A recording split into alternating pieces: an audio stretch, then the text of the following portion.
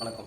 வருகின்ற மக்களவைத் தேர்தலில் இதற்காக திமுகவுக்கும் இந்திய கூட்டணிக்கும் மக்கள் வாக்களிக்க வேணும் என்பதற்கு ஒரு 108 வருஷம் பின்னாடி போய் ஒரு வரலாறு நான் சொல்ல போகிறேன். அது என்னென்னு பார்த்தீங்கன்னா, 108 வருஷத்துக்கு முன்னாடி பிராமணர்கள் மட்டும்தான் படிக்கிற மாதிரி ஒரு பிரிட்டிஷ்காரர்களாக ஒரு கடமைப்பு இருந்தது. மற்ற நம்ம பொதுமக்கள் எல்லாருமே அதிகம் உழைக்கிற மாதிரி இருந்தது. அதிகம் உழைக்கிறது அப்படின்னா, இன்றைக்கி இன்னும் எல்லாருக்கும் புரியுற மாதிரி சொல்லணும்னா 66% நம்ம வரி கட்டிக்கிட்டு இருந்தோம் பிரிட்டிஷ்காரன் காலத்தில்.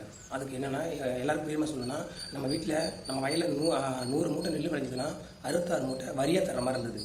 இதை எப்படி பிரிட்டிஷ்கார காலத்தில் பிராமணன் மட்டும் சொகுசாக இருக்காங்க பார்த்தீங்கன்னா, அவங்க படிச்சிருக்காங்க. பிரிட்டிஷ்காரன் சொல்கிற எல்லா அந்த மொழிக்கல்வியை படித்ததுனால, ஆங்கில கல்வி படித்ததுனால அவங்க வந்து பார்த்திங்கன்னா பிரிட்டிஷ்காரனுக்கு இலகுவாக எல்லா வேலையும் செய்கிற மாதிரி இருந்தது. மற்ற படிக்காதவங்களாம் கடுமையாக வேலை செஞ்சு வரி கட்டுற மாதிரி இருந்தது. இதை மாற்றுறதுக்காக 1916 டிஎம் நாயர், நடேசன் முதலியார், தியாகராஜ செட்டியார் மற்றும் இன்னொரு 30 பேர், இவங்க 33 பேர் தான் கிட்டத்தட்ட சேர்ந்து சென்னையில் பிராமணன் இல்லாத சங்கம்னு ஒன்று ஆரம்பிக்கிறாங்க. அந்த சங்கத்தோட முதல் நோக்கம் என்னென்னா, பிராமணன் இல்லாதவர்கள் மாணவர்கள் படிக்கிறவங்களுக்கு தங்கு விடுதி ஆரம்பிக்கிறாங்க. ஏன்னா ஒரு படிக்கிறதுக்கு முதல்ல தங்கு விடுதி இருந்தால் தான் உணவு தங்கிடும், அப்போ தான் நல்லா படிக்க முடியுங்கிறதுனால அதை ஆரம்பிக்கிறாங்க.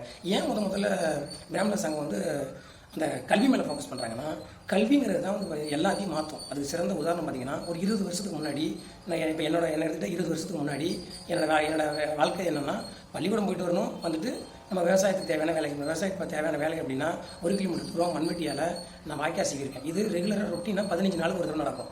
பள்ளிக்கூடம் போகணும், விவசாய உதவி பண்ணணும், ஒரு 15 நாளுக்கு ஒரு தடவை கரும்பு தண்ணி பாய்க்கிறதுக்கு 1 கிலோமீட்டர் தூரம் மண்வெட்டியால் வாய்க்கால் வரப்பு செய்யணும். இதோட கடுமை என்னன்னு எனக்கு நல்லாவே தெரியும்.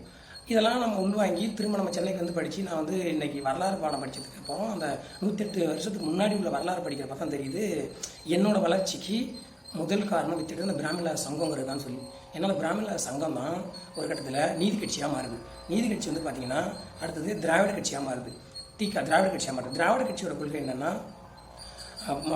திராவிட கட்சிக்கும் அந்த பொது உடைமை கட்சிக்கும் பொருளாதாரத்துக்கும் நிறைய ஒற்றுமை இருக்குது.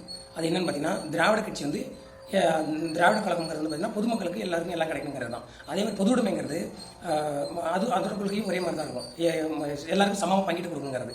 அடுத்து வந்து பார்த்திங்கன்னா, பொருளாதாரங்கிறதுல ஒரு முதல் வரியிலே கொடுத்துருக்காங்க. உலக பொருளாதாரத்தில் இயற்கையாக இந்த பூமியில் உயிரினமாக பிறந்த ஒரு மனிதனுக்கு தாம் வாழ்வதற்கு தேவையான இயற்கையை தேவையான அளவு இயற்கையை பயன்படுத்திக்கலாம்னு சொல்கிறாங்க. அப்போ பொது உடைமையும் இன்றைய திராவிடன் மாடலும் அடுத்தது வந்து பார்த்திங்கன்னா பொருளாதாரம், இது மூணுமே ஒரே நேர்கோட்டில் தான் இருக்குது.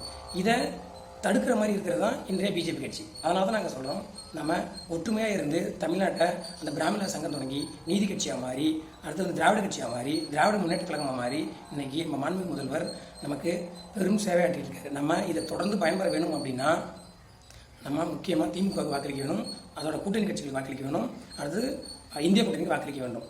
இதில் இன்னும் ஒரு மிகப்பெரிய பிரச்சனை என்னென்னா, இதில் 3 விதமாக நம்ம ஓட்டை டிவைட் பண்ணுவாங்க. ஒன்று சாதியத்தை சொல்லி பிரிப்பாங்க, இன்னொன்று எதிர்கட்சிங்கிற பிஜேபி கட்சி கூட ஒற்றுமை இருக்காங்க, அவங்க ஓட்டை பிரிப்பாங்க. மூணாவது பார்த்தீங்கன்னா உங்களுக்கு பொய்யான அந்த தமிழ் தேசியம்னு சொல்லி பிரிப்பாங்க. தமிழ் தேசியங்கிறது பார்த்தீங்கன்னா, நீங்கள் நல்லா பாருங்கள், வரலாறு எடுத்து பார்க்குறப்ப பாண்டிய மன்னர்கள் தான் வந்து கடைசியாக தமிழ் மக்கள் ஆண்டிருக்காங்க. சாதாரண சின்ன விஷயம், எவ்வளவோ நம்ம வரலாறு படிக்கிறோம், தமிழ் தேசியம் படிக்கிறோம், தமிழர்கள் பற்றி படிக்கிறோம். சாதாரண ஒரு அண்ணன் தம்பி பிரச்சனைக்கு அவங்க டெல்லியிலேருந்து படைப்பெல்லாம் வர வச்சு கடைசியில் பார்த்தீங்கன்னா தமிழ்நாட்டையே சூறாடிட்டு போயிறாங்க. அவங்க இப்படி தான் தமிழ் வரலாறு இருக்குது.